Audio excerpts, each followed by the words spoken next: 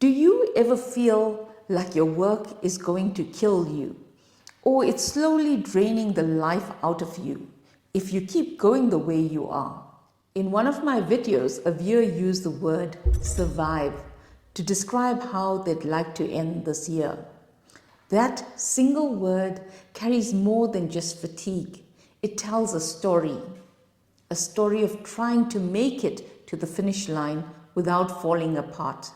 Because if you're just surviving the year, you're giving up something precious, your time, your energy, your why. Today we're going to talk about a concept from Japan, the word karoshi. I hope I'm pronouncing it right. And this literally means death from overwork. Yes, it sounds dramatic, but this extreme word helps us see what happens when we neglect our energy, our purpose, and our systems. And by the end of this video, I'll show you how to shift from survive to thrive, how to reclaim your work so it becomes fuel, not depletion. So what is karoshi?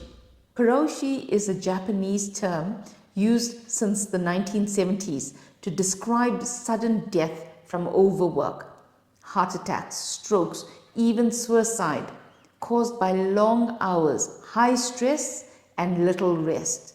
One case that made headlines was a young man who worked over 100 hours of overtime in a single month, and he died of heart failure. It's not just a Japanese issue anymore. Studies show that overwork and chronic job stress now kills thousands of people around the world every year. Your job doesn't have to take your life to slowly drain it. You might not collapse at your desk, but you might come home every night feeling like you have nothing left for yourself, your family, or your dreams. That's a smaller version of the same problem, and it's costing us our joy and our health. Let's get real. How many of us feel like that right now? You told me survive.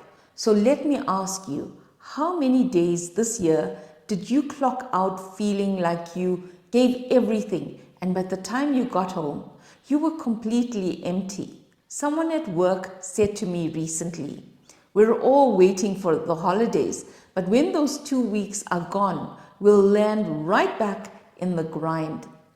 He's absolutely right, because we've outsourced our relief to the calendar instead of building a rhythm that helps us breathe all year long.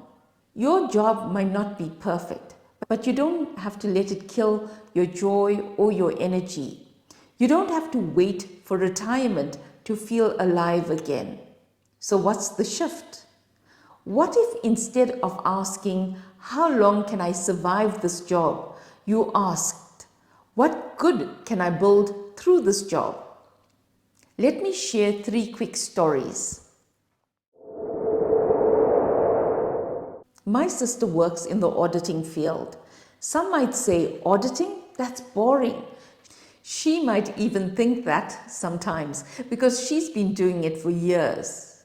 But when she helps companies identify where money is leaking, she's actually saving jobs. When companies fix those gaps, they stay profitable. And that means people keep their livelihoods. That's purpose. My niece used to work at a car dealership. She felt unfulfilled and underutilized. She wanted to work remotely and make an impact. So she studied to teach English online, completed her qualification within 1 year, and now she teaches full-time from home.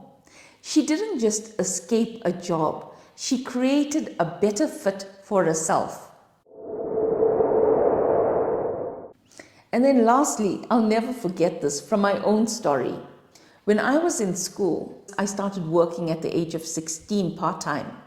I worked weekends as a sales assistant. I'd stand for hours waiting for customers to walk in, and I remember thinking, this time doesn't have to go to waste. So I wrote my study notes on small cue cards and kept them in my pocket. Between customers, I'll pull them out and memorize a concept. That's how I finished my last 2 years of school, serving customers and studying for my future. That's what it means to reclaim your time inside the grind.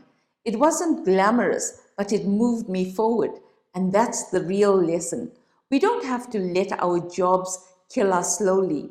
We can find pockets of purpose and growth even inside the mess.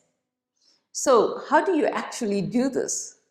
Here's a small system you can start today to move from surviving to thriving. Check your energy ledger. Ask yourself, am I withdrawing more energy than I'm investing back? Write it down. Hours worked, moments you felt alive, moments you felt drained, and how often you truly rested. Awareness is your first step. Then link your work to your purpose. Even if your role isn't perfect, ask yourself, who does this serve? What ripple effect does this create?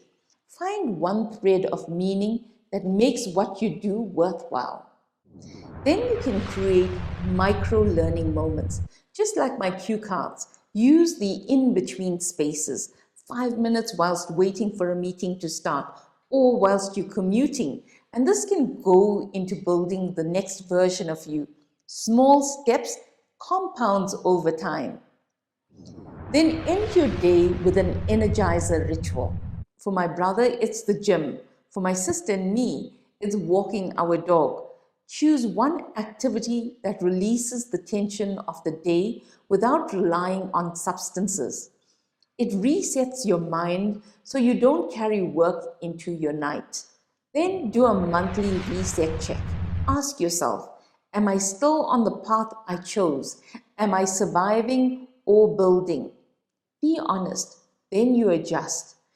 These aren't massive life overhauls, but as you repeat them, you start tilting from exhaustion towards sustainable performance, making that space and time to shape your life, even a few minutes to decide how you live intentionally, helps you manage your work and your energy with far more clarity.